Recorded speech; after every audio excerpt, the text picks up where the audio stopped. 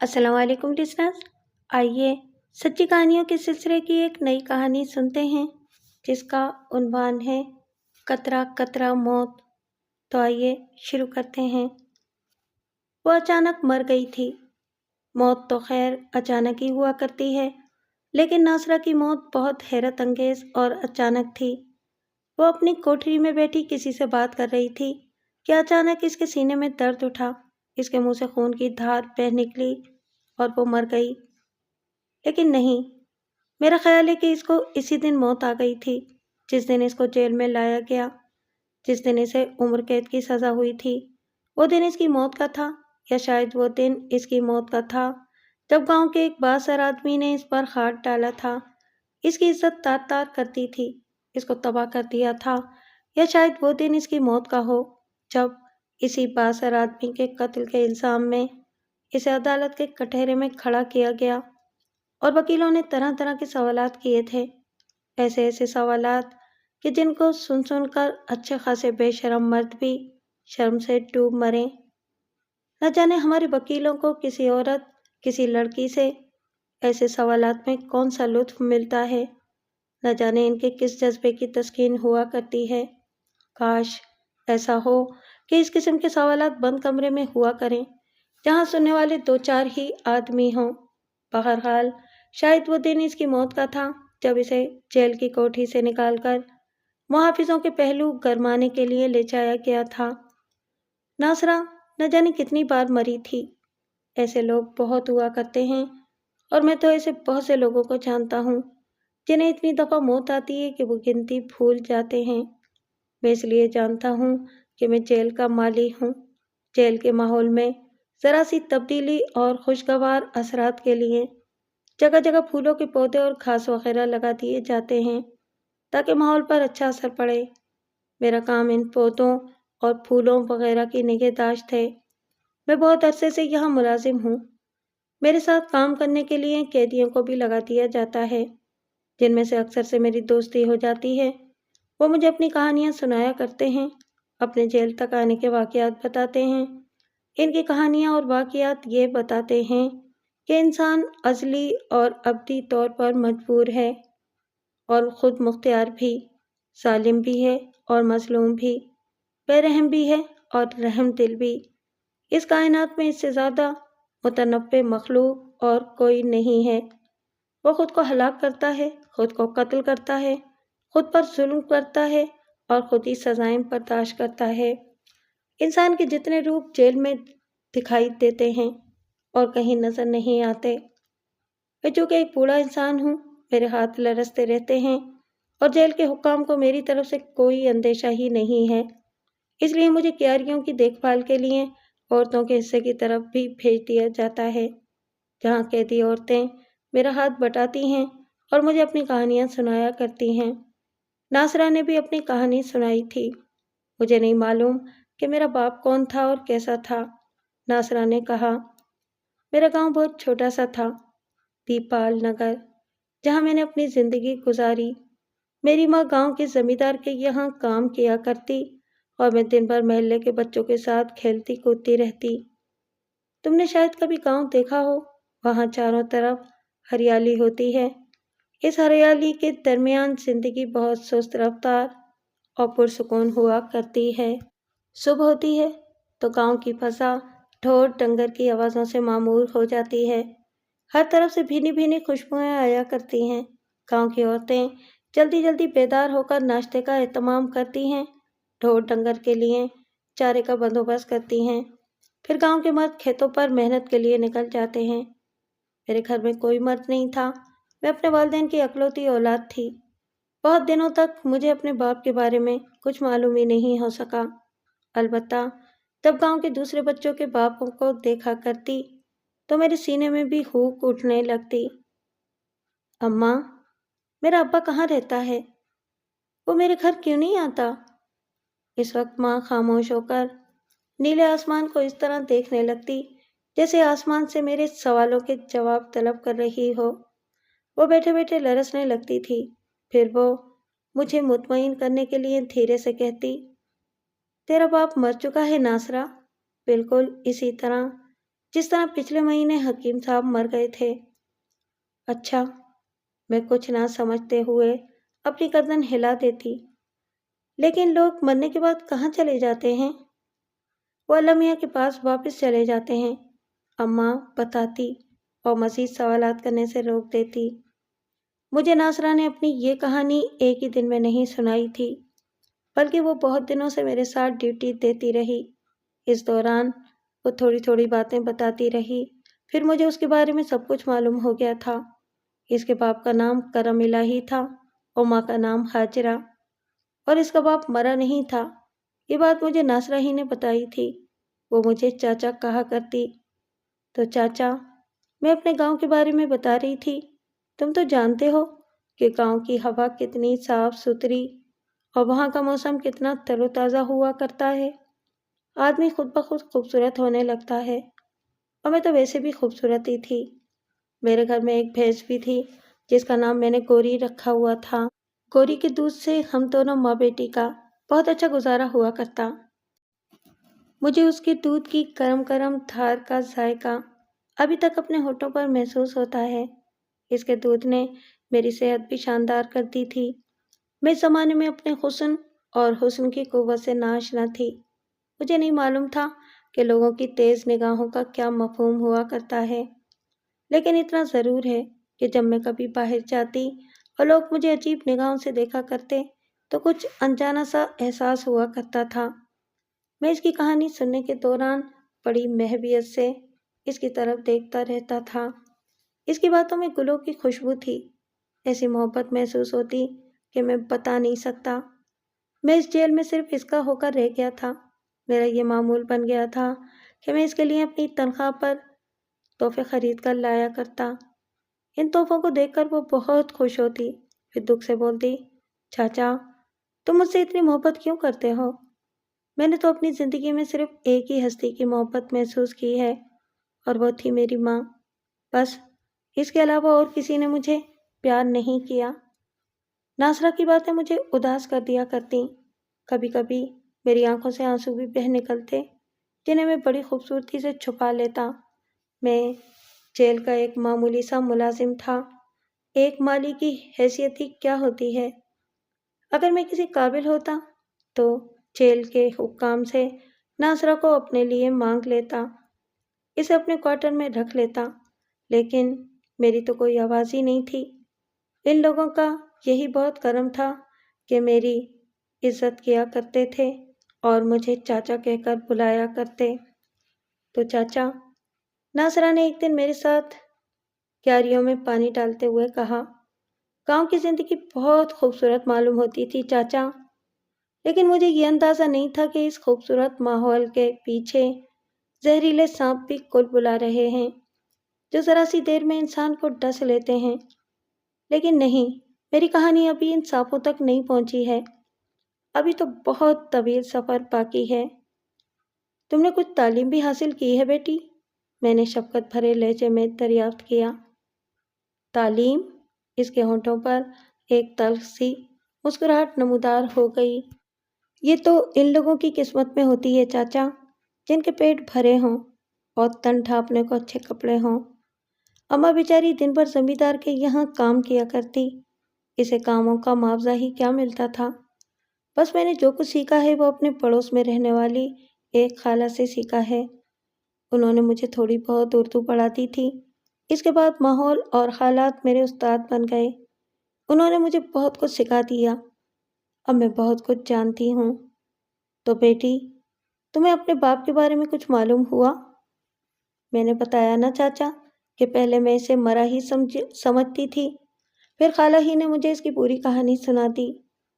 न जाने लोग इतने बुज़दिल क्यों होते हैं। मेरा बाप भी एक बुज़दिल आदमी था चाचा। वो उस वक्त मरा नहीं बल्कि जिंदा था। इसकी कहानी कुछ यूं है कि जब मैं 1 साल की थी तो जमींदार के कुछ आदमियों से उसका झगड़ा हो गया और वो खौफ से गांव छोड़कर चला गया।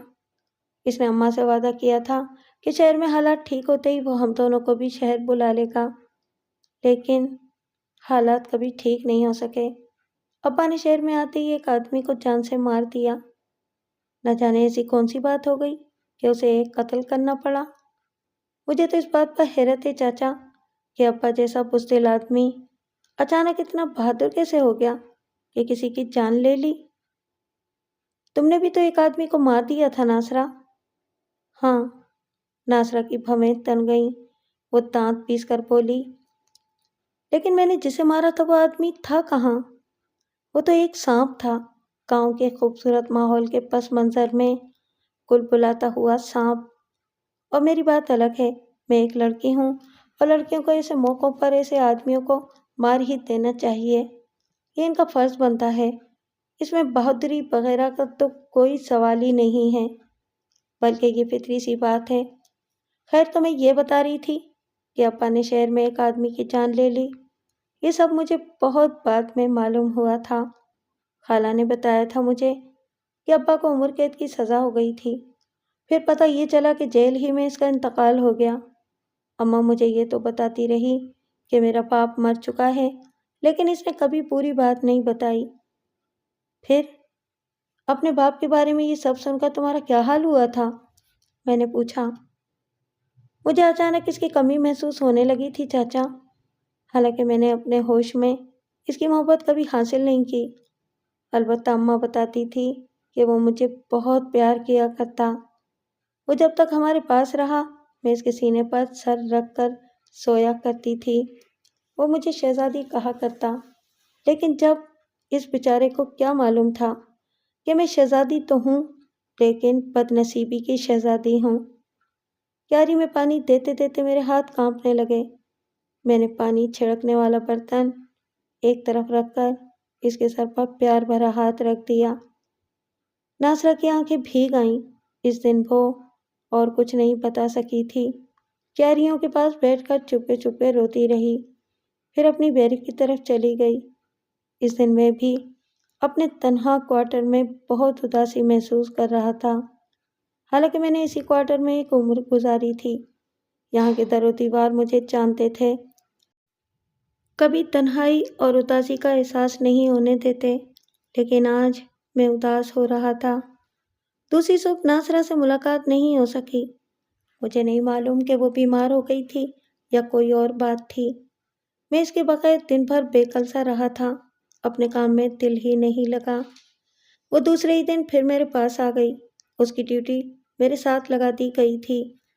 اس نے مجھے نہ آنے کا سبب بتایا تھا کہ اسے جیل کے ایک آفیسر نے اپنے پاس بلا لیا تھا، شاید کوئی کام تھا اسے۔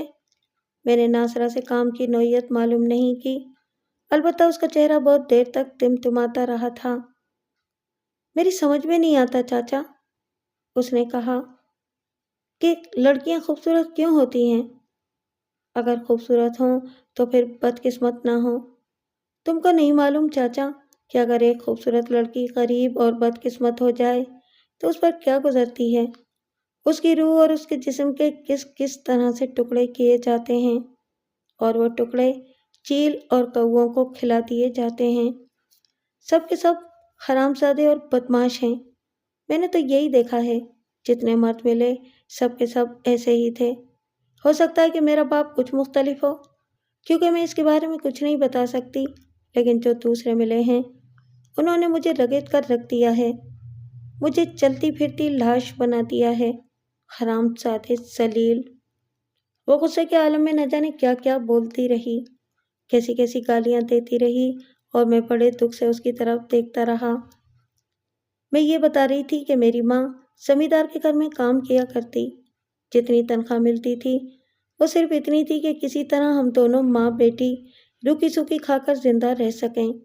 اگر ہم جیسوں کے لیے زندہ رہنا ہی ایک عیاشی کی بات ہوتی ہے تو ہم زندہ رہنے کی عیاشی کر رہے تھے۔ اس کے باوجود میں روز بروز خوبصورت ہوتی جا رہی تھی۔ ہائے، اگر مجھے یہ معلوم ہوتا کہ یہ خوبصورتی اتنی بڑی لعنت ہے تو میں اپنے ہاتھوں سے خود کو بدصورت کر لیتی، اپنے چہرے کو جھلسا دیتی۔ پھر ہوا یہ کہ ایک دن اماں مر گئی۔ اس کی موت بڑی خاموشی سے ہوئی تھی، جس طرح غریبوں کی موت ہوا کرتی ہے، نہ کوئی شور، نہ ہنگامہ، نہ اخبار میں کوئی خبر، بس وہ مر گئی۔ میں کانپ کر رہ گیا۔ خدایا، اس لڑکی نے زندگی کس طرح گزاری ہوگی؟ ماں کی موت نے تو اسے بالکل ہی تنہا کر دیا ہوگا۔ اس کی کہانی ایک بار پھر میری آنکھوں میں آنسوؤں کا سبب بن گئی، لیکن میں نے پھر اپنا چہرہ دوسری طرف کر لیا۔ ماں کی موت کے ذکر نے اسے بھی بے حد اداس کر دیا تھا۔ اس کے زخم تازہ ہو گئے تھے۔ میں نے ان زخموں کو کریدنا مناسب نہیں سمجھا، اس سے کچھ اور نہیں پوچھا، بس اس کو دلاسے دیتا رہا اور وہ آہستہ آہستہ روتی رہی۔ 2 دنوں کے بعد اس کی کہانی پھر سنی۔ اس بار ہم دونوں جیل کی دیوار کے جنوبی حصے کی کیاریوں میں آبیاری کر رہے تھے۔ یہ ایک نسبتاً سنسان علاقہ تھا۔ مجھے یہ سب بہت اچھا لگتا۔ عام طور پر میں جب بھی اس طرف آتا دن بھر یہیں کام کرتا رہتا تھا۔ سچ تو یہ ہے کہ ناصرہ کے لیے میں نے ہی سفارش کی تھی۔ جیل والے کسی حد تک میری بات ماننے لگے تھے، اس لیے انہیں کوئی اعتراض نہیں ہوا۔ انہوں نے ناصرہ کو میرے ساتھ کام کرنے کی اجازت دے دی تھی۔ ناصرہ اس دن خوب بھری ہوئی تھی۔ ایسا محسوس ہو رہا تھا جیسے اس کے اعصاب جواب دے گئے ہوں۔ وہ ایک سانس میں بولے چلی جا رہی تھی۔ تو چاچا، میری ماں مر گئی اور میں اس گھر میں، اس گاؤں میں، اس معاشرے میں تنہا رہ گئی۔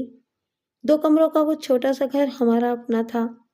مجھے وہاں سے نکالا تو نہیں گیا، لیکن زندہ رہنے کے لیے صرف ایک گھر ہی کافی نہیں ہوتا، یہ پیٹ بھی بہت کچھ مانگتا ہے۔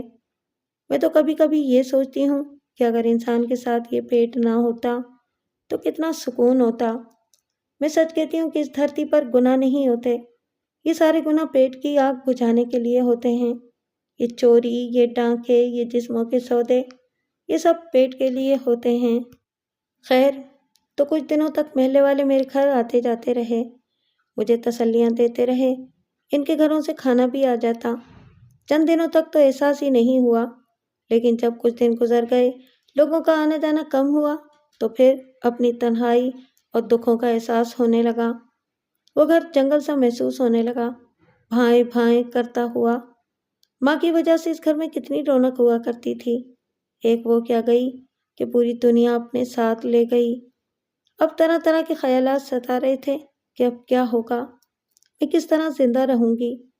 سچ یہ ہے چاچا کہ اس موقع پر باپ کی یاد بھی آتی رہی اور اس پر غصہ بھی آتا رہا۔ آخر وہ کیسا باپ تھا جو اس طرح چھوڑ کر چلا گیا؟ میں نے تو یہ سنا تھا کہ اگر اولاد کسی پریشانی میں ہو تو ماں باپ دوری کے باوجود تڑپ کر رہ جاتے ہیں۔ پھر یاد آتا کہ میرا باپ تو مر چکا ہے، جس طرح ماں مر چکی ہے۔ وہ بیچارہ کہاں سے واپس آ سکتا ہے؟ تم خود سوچ سکتے ہو کہ میں کس طرح اکیلی ہو گئی تھی۔ کوئی سہارا بھی نہیں تھا، سمجھ میں نہیں آتا تھا کہ کیا کروں۔ پھر ایک دن میرے گھر کے دروازے پر دستک ہوئی۔ وہ زمیندار کا آدمی تھا۔ زمیندار نے مجھے اپنے پاس بلایا تھا۔ میں کیا بتاؤں کہ جس وقت میں نے دستک پر دروازہ کھولا تو زمیندار کے آدمی کی نگاہ میرے چہرے پر اس طرح جم کر رہ گئی تھی جیسے گڑ پر مکھی چپک جاتی ہے۔ حرام خور، بدماش، کمینہ۔ ناصرہ پھر گالیاں دینے لگی۔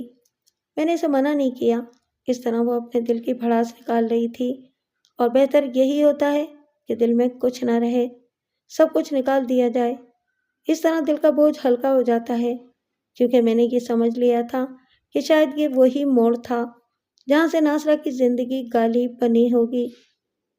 تو وہ کمینہ مجھے دیکھ دیکھ کر اپنے بدنما ہونٹوں پر زبان پھیرنے لگا۔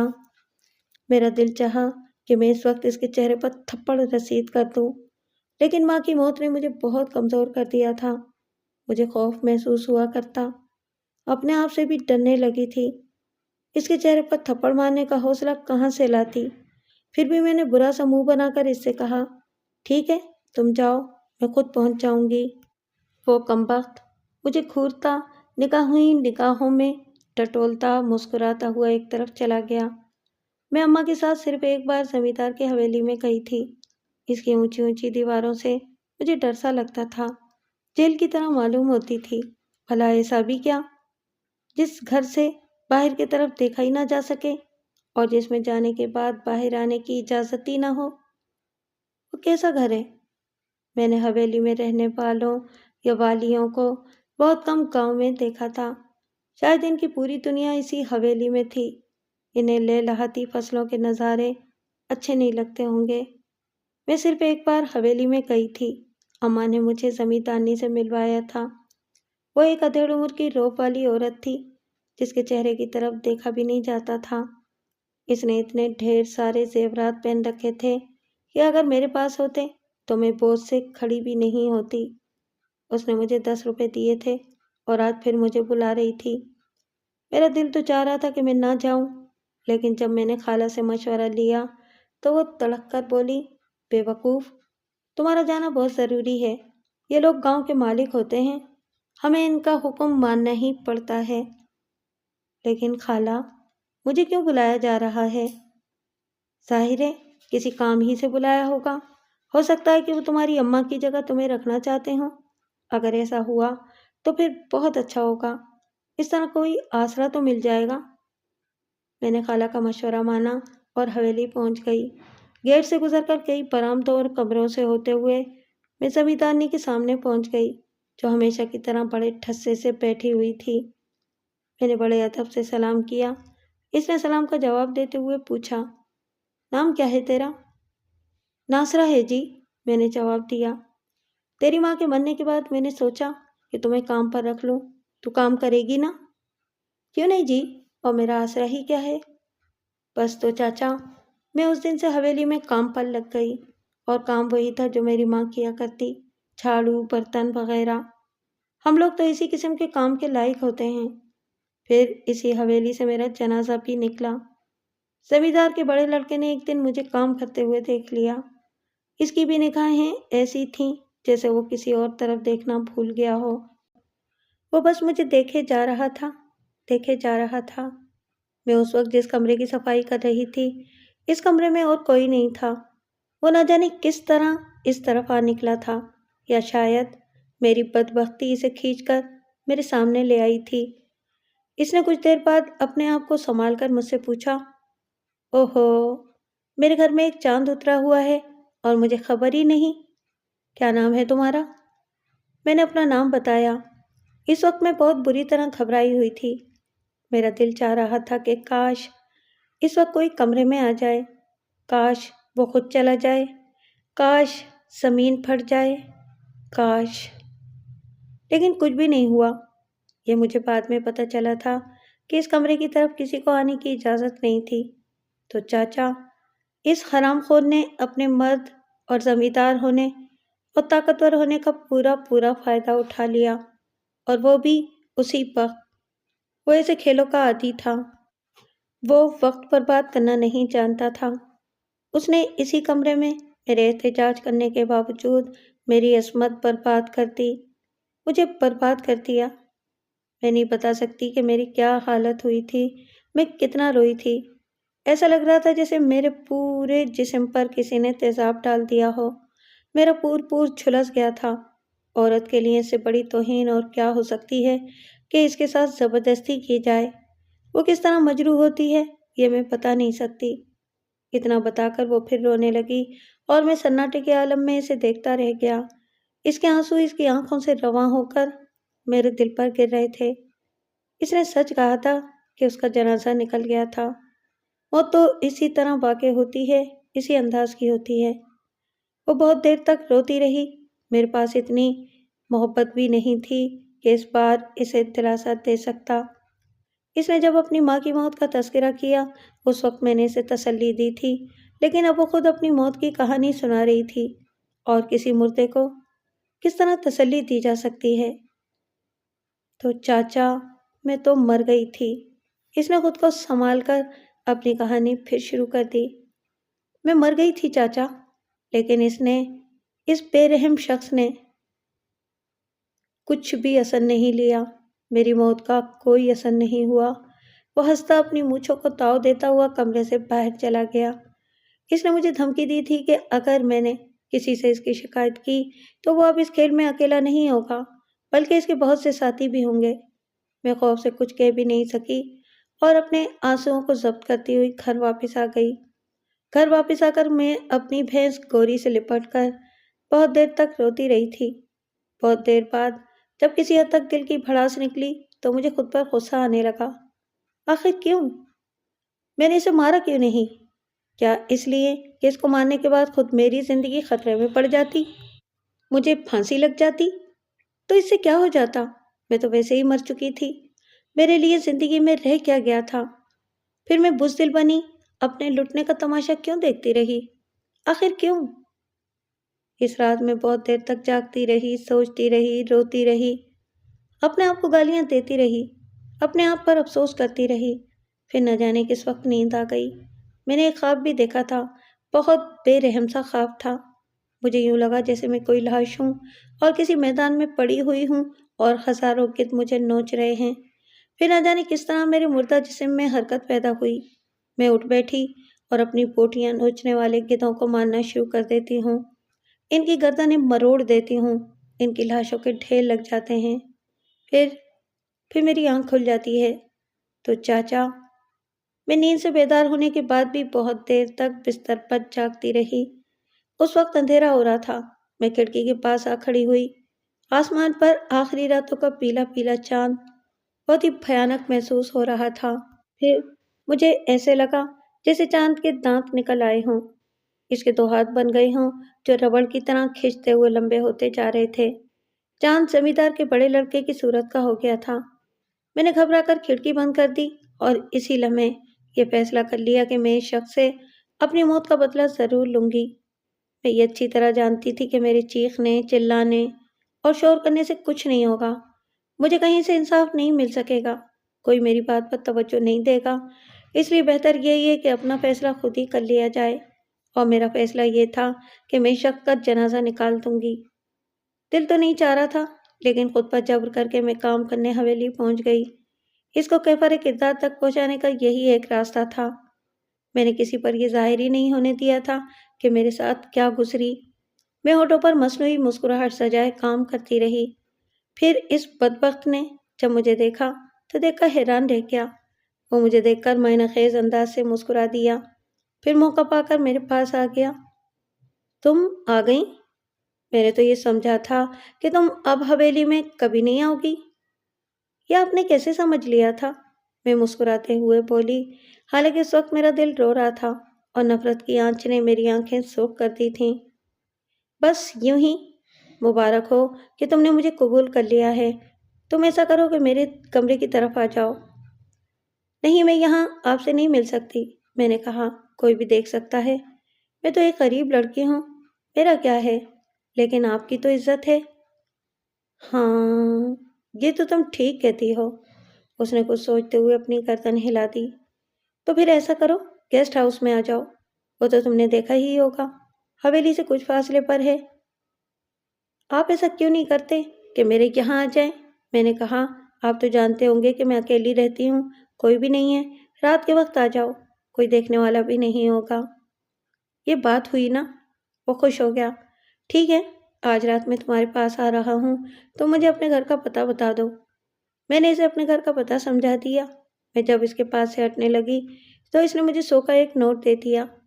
میں نے اس کو دھوکہ دینے کے لیے وہ نوٹ اپنے پاس رکھ لیا، ورنہ خواہش تو یہی تھی کہ اس کے ٹکڑے ٹکڑے کر کے اس کے منہ پر پھینک دوں۔ میں کام ختم کر کے اپنے گھر آ گئی۔ عجیب بے قراری سی تھی۔ نہیں، میں خوفزدہ نہیں تھی، بلکہ اس ارادے اور اس فیصلے نے مجھے پرسکون سا کر دیا تھا۔ اتنا اطمینان تھا کہ خود مجھے اپنے آپ پر حیرت سی ہونے لگی تھی۔ کسی بھی قسم کی گھبراہٹ نہیں تھی۔ میں نے اس رات گھر میں پڑی ہوئی کلاڑی کو تیار کر کے رکھ لیا۔ مجھے معلوم تھا کہ وہ رات 11 بجے کے بعد ہی آئے گا، کہ اس وقت مکمل خاموشی ہو جاتی ہے۔ میں وقت گزارنے کے لیے خالہ کے یہاں بھی چلی گئی۔ وہ بھی اتنے دنوں بعد مجھے اتنا پرسکون اور خوش دیکھ کر حیران ہو رہی تھی۔ لیکن میں انہیں کیا بتاتی کہ آدمی جب مرنے کا فیصلہ کر لے تو بہت سے اندیشے اس کے ذہن سے نکل جاتے ہیں۔ رات ہوئی تو میں نے کلاڑی اپنے کمرے میں رکھ لی اور ایک یہ کیا کہ لالٹین بجھا دی۔ میرے لیے روشنی کی کوئی خاص ضرورت نہیں تھی، وہ میرا اپنا گھر تھا، میں سب کچھ جانتی تھی۔ 11 بجے دروازے پر ہلکی ہلکی دستک ہونے لگی۔ وہ مردود اپنی حوث کی آنکھ روشن کیے مجھ سے ملنے چلا آیا تھا۔ میں نے دروازہ کھول کر اسے گھر میں بلا لیا۔ وہ اندھیرے کو دیکھ کر تھوڑا پریشان ہو گیا تھا۔ کیا بات ہے، اندھیرا کیوں کر رکھا ہے؟ بدنامی کی ڈر سے بڑے سرکار، میں نے کہا۔ ویسے تو رات ہو چکی ہے، کوئی دیکھنے والا نہیں ہے، پھر بھی کسی کی نظر پڑ جائے تو؟ میرے جواب نے اسے مطمئن کر دیا۔ میں اس کا غلیظ ہاتھ تھام کر اسے اپنے کمرے میں لے آئی۔ پھر سارا کام آسان ہو گیا۔ اسے پتہ بھی نہیں چل سکا کہ میں نے کب کلہاڑی اٹھا لی تھی۔ وہ اندھیرے میں میری طرف بڑھا اور میں نے جنونیوں کی طرح اس پر پار کرنا شروع کر دیے۔ اندھیرے میں اس کی چیخیں گونجنے لگیں، چاچا، میں نے اس کے ٹکڑے ٹکڑے کر دیے تھے۔ اندھیرا مجھے راس آیا تھا، ورنہ شاید روشنی ہوتی تو مجھ میں اتنی ہمت بھی نہیں ہو سکتی۔ ذرا دیر میں پورا گاؤں میرے گھر میں جمع ہو گیا۔ لوگ دیواریں پھاند پھاند کر گھر میں گھس آئے تھے۔ اس کی مکروہ چیخوں نے پورا گاؤں سر پر اٹھا لیا تھا۔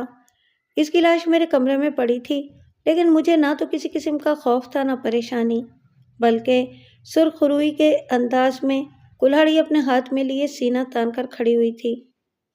شاباش! میں نے اس کے شانے پر اپنا ہاتھ رکھ دیا۔ تو نے بالکل ٹھیک کیا، ایک بہادر لڑکی کو یہی کرنا چاہیے تھا۔ تم جو یہ کہہ رہے ہو نا چاچا کہ ایک بہادر اور غیرت مند لڑکی کو یہی کرنا چاہیے، تو پورا معاشرہ یہی بات کیوں نہیں کہتا؟